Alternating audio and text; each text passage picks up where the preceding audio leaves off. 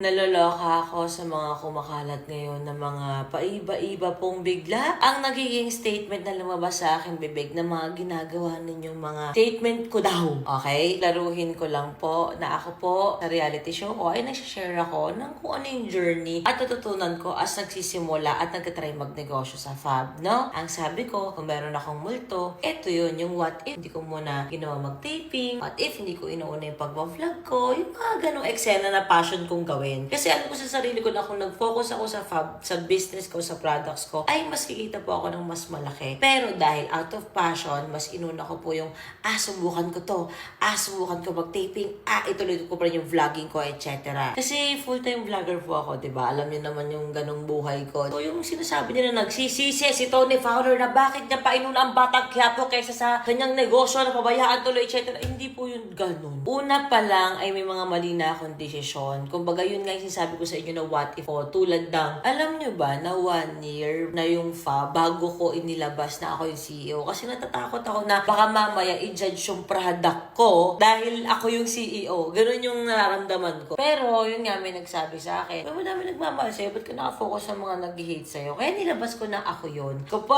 ito pa, pangalawa ng mga kung ano sinasabi sa TikTok. Alam nyo ba na mas marami po ako nilabas dati na Fab products na yellow po yung packaging noon, yellow pa yung Fab products, naubos ko po yun. Kahit yung product ko na yun ay na-overpriced din talaga ako ng man-off ko noong panahon na yun. Pero naubos ko yun. Kasi maganda din naman din siya at saka ako din talaga yung nag-model noon. Pero after that, nung naglabas na ako ng watermelon series, ayun na. Naging mataas na ang competition noon sa skincare, which is very wrong timing din talaga ako. Ito yung mga bagay na yun nga, sinashare ko sa inyo na natutunan ko as nag-try na magnegosyo at pinasok ko yung skincare. Yung sinasabi po ninyo at kino-comment yun na paulit-ulit na taong sinayang ko daw kasi sa kanya doon nakilala ang Fab. Diyos ko po, may 1 million followers na po yun. Bago pumasok ako kung sino-sino mong model, ako lang din naman ang magpasikat sa Toro family. Ay nako, simula nung wala na siya, lumulugi ng business, alam ng taong yun na una pa lang, inuubos na lang din po namin ng products namin. Kasi nga hindi ko siya kayang tutukan. Kaya kahit mag-live siya na mag-live, wala din talaga siyang sales. Kaya wag tayong gawa-gawa ng kwento na dahil daw sa kanya, may sales noon. Tapos ngayon na sinashare ko sa inyo na, guys, pasarado na siya. Kasi pasarado na kasi paubos ko na. Okay? Hindi dahil, ay, wala na siya. Natatawa din ako sa mga tao na, oh my gosh, nagiging reality show nila. Ang baba na ng views kasi wala na si ganito, wala na si ganyan.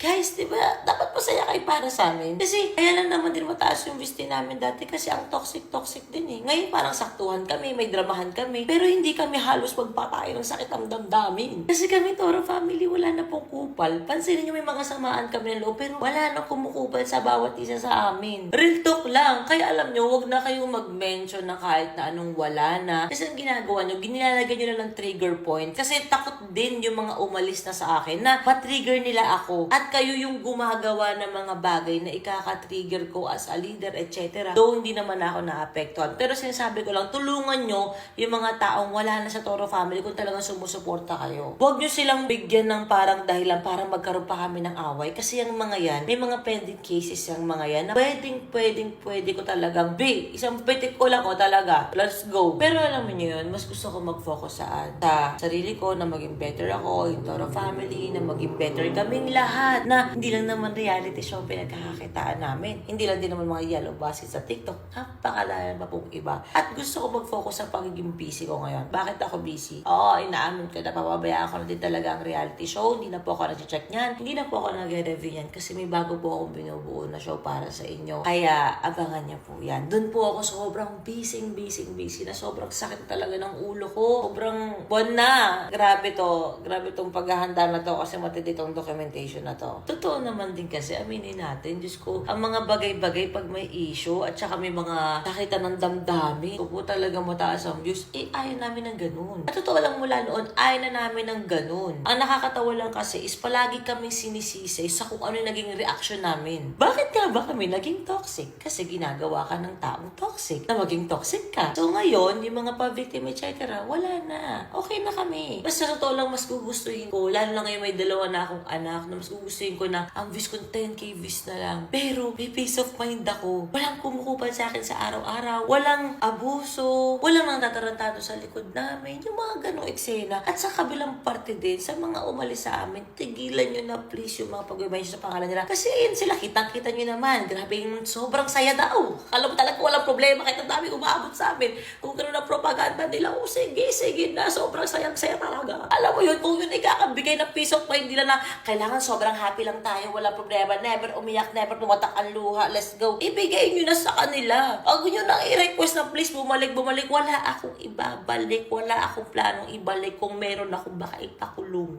Pero ulitin ko nga, mas gusto kong piliin ang peace na lang. Kasi mas gusto ko yung ganun. Mas mag-focus tayo sa success ng bawat isa, yung growth ng bawat isa, sa pagkakahiwalay. Naiintindihan nyo ba ako? So yun lang naman. Actually, yun yung mga bagay-bagay na gusto kong sabihin. Pero nakikita ko lang kasi sa comments ay hindi naman siya nangyayari sa amin sa reality show. So hindi ko doon na-explain na yun nga, tigilan nyo yung ganyan and maging masaya tayo. Kung ano lang din yung mga naibibigay sa inyong impormasyon. Hindi yung gagawa-gawa kayo ng mga haka ninyo. Kung saan ang galing na nagsisisi ako na nag-taping ako. Bakla, ang dami ko natutunan sa Batang Quiapo. Hindi ako nagsisisi doon. Ang sinasabi ko lang is what if inuna ko maging negosyante? What if inalam ko to?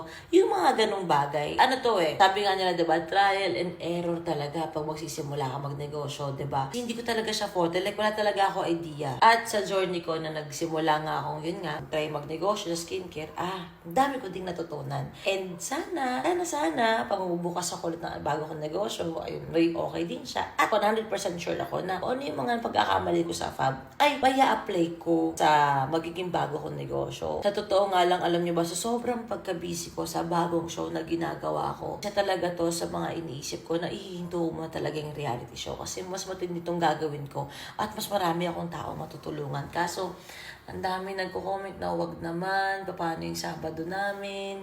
Ay, di na kasi talaga kinakaya ng oras ko. Yung iba naman, sobrang nahi-stress kasi sobrang holy grail po nila yung cleansing balm. Alam nyo, bored na kayo kasi inuubos ko na, paubos na siya. At ako ang umubos nun. Nang walang live. Okay? May mga pa-sale tayo, discount. Nag-events kami. So, ako, todo family, may tulong din naman din dati, pero not much. Like, diba? Ako. Natatawa lang ako kasi wag nyo kayo kukumpara sa ibang mga tao. Dahil ako, sinipag ko talaga yan. At lalo na huwag nyo na ako ikukumpara sa taong ako lang din naman din ang gumawa. At alam nyo din na pabagsak din. Bis lang panoorin nyo naman, diba sabi nyo susuportahan nyo, hirap nang makamilyon beso. So, ano nangyari na dahil sa kanila? Eh, ako nga ang gumawa sa kanila. Hello, Tony Fowler to. Totoo lang, paalala ko lang, be. Paalala ko lang, ha. Huwag niyong minamalit at kinakalimutan yung creator. Ano na? Paano nangyari yun? Paano nagsisi ako? Saan lumabas sa bibig ko yun? Kailan? Ang hirap din mag-share sa inyo. Ang dami yung sat-sat. Ayan tuloy. Patola ako ngayon. Diyos ko. Ay, nakagawa ako ng madaming videos. Sige na, mag-edit din ako. Bye-bye you.